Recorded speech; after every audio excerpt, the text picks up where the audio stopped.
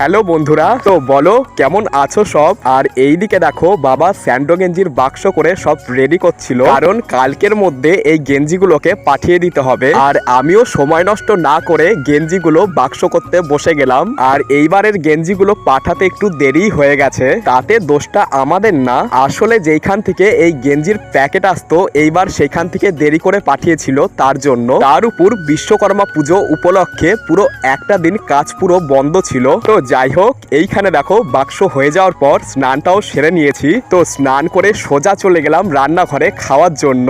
আর আজকে কিন্তু আমাদের নিরামিষ রান্না হয়েছিল, কারণ আজকে হচ্ছে শুক্রবার আর আমাদের গুরুবার। তো সেই কারণে মেনুতে ছিল ছাঁচি কুমড়ো ভাজা আর আলু পটলের ঝোল।